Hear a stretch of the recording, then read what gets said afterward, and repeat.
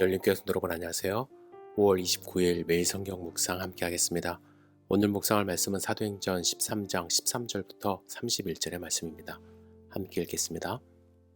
바울과 및 동행하는 사람들이 바보에서 배 타고 밤빌리아에 있는 버가에 이르니 요한은 그들에게서 떠나 예루살렘으로 돌아가고 그들은 버가에서 더 나아가 비시디아 안디옥에 이르러 안식일에 회당에 들어가 앉으니라.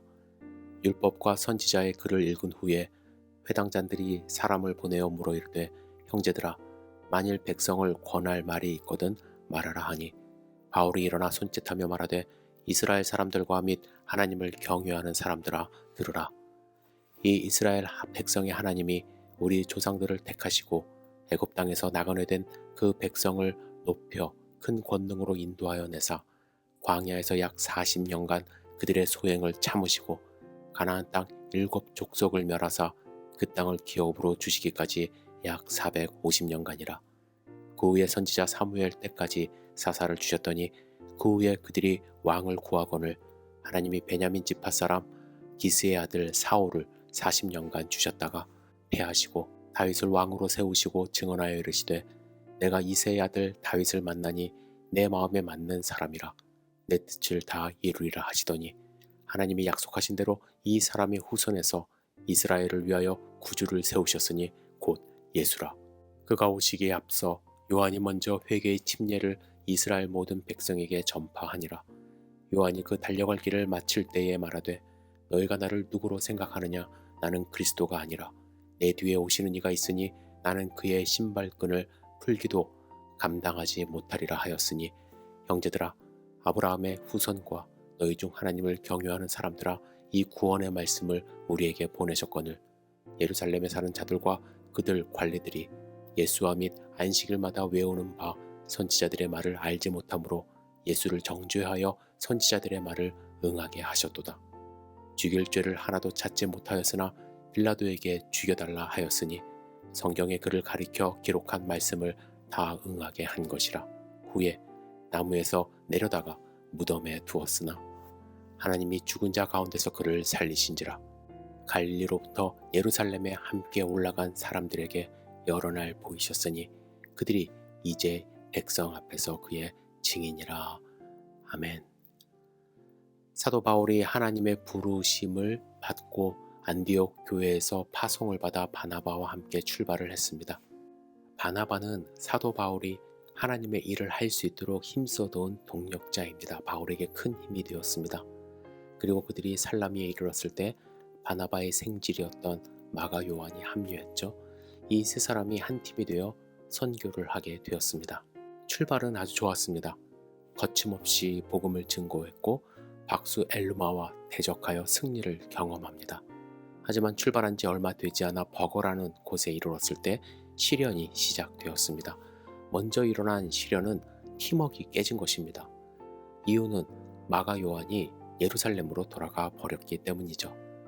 요한이 버가에서 자기 책임을 내팽개치고 집으로 돌아가 버렸는지에 대하여 여러 가지 견해가 있습니다. 먼저 어떤 사람은 지중해 연안에 위치해 있던 버가가 지형상 저지대인지라 온갖 질병이 만연했는데 이에 요한은 겁을 먹고 돌아가 버렸다는 썰이 있습니다. 혹은 부잣집 아들이었던 요한이 향수병을 이기지 못해 돌아갔다는 주장도 있습니다. 뿐만 아니라 버가에 도착한 이들의 다음 목적지가 230km 떨어진 비시디아 안디옥이었는데 그곳에 가기 위해서는 타우로스 산맥을 넘어야 했고 이 산맥은 예로부터 강도와 산적들의 소굴이 있었기 때문에 일반 사람들은 그 산맥을 넘는다는 것은 생명을 거는 것과 같았습니다. 강도뿐만 아니라 산맥을 넘는 것 자체가 2000에서 3000m에 이르는 고봉들로 이루어졌기 때문에 230km에 달하는 그 거리를 넘어가는 것 보통 일이 아니었습니다. 그래서 마가 요한이 팀에서 이탈을 했을 거다 이렇게 주장을 합니다. 하지만 정확한 원인은 우리가 알 수 없어요. 하지만 결과적으로 보면 요한은 팀에서 이탈했고 또 이 일로 인하여 바울이 실망한 것 같아요. 그래서 2차 전도 여행 때는 바나바와 헤어질 정도로 마가가 한 팀이 되는 것에 대하여 극심한 반대를 하는 것을 우리는 발견할 수가 있습니다. 두 번째 시련은 바울 자신의 질병입니다. 여러분, 버가라는 도시는 로마 제국의 속주였던 밤빌리아에서 가장 중요한 도시였습니다. 기원전 12세기경 페르시아 제국에 의해 건설된 버가는 주전 334년 헬라 제국의 알렉산더에 의하여 정복되었다가 그 이후에 로마 제국에 편입되면서 도시의 전성시대를 맞이하게 됩니다. 1947년부터 이 도시가 발굴되기 시작했는데요.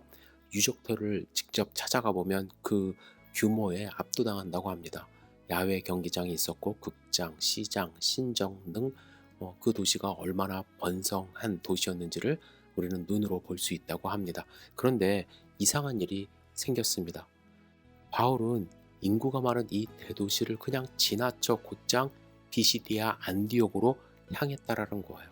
제가 조금 전에 마가 요한이 떠난 이유를 말씀드렸을 때 이 버가에서 비시디아 안디옥에 이르기 위해서는 반드시 이 타우로스 산맥을 넘어가야 한다고 말씀을 드렸어요. 고린도후서 11장 26절에 보면 강도의 위험마저 당했다는 이야기를 바울이 하거든요. 그래서 이러한 위험이 있음에도 불구하고 바울의 전도 전략이 대도시를 먼저 선교하는 것이 그의 전략이었음에도 불구하고 그는 이 버가라는 도시를 그냥 지나쳐서 비시디아 안디옥으로 갔다라는 거예요. 그 이유를 우리는 갈라디아에서 찾아볼 수가 있습니다. 비시디아 안디옥은 로마 제국의 속주 갈라디아에 속한 도시였습니다. 그래서 그가 비시디아 안디옥을 찾았다는 것은 갈라디아에 그의 첫 발을 내딘 것을 의미합니다. 그리고 나서 바울은 계속해서 이 갈라디아의 루스드라, 이고니온, 더베 등을 차례로 방문하여 교회를 세우게 됩니다. 그런데 갈라디아서 4장 13절에 바울이 이렇게 고백해요. 내가 처음에 육체의 약함을 인하여 너희에게 복음을 전한 것을 너희가 아는 바라. 여기에서 처음이라고 바울이 이야기합니다. 그것은 비시디아 안디옥을 찾음으로 갈라디아 지방의 첫 발을 내디게 된 그때를 의미하는 겁니다. 그리고 바로 오늘 본문의 그 시기를 의미한다고 할 수 있어요.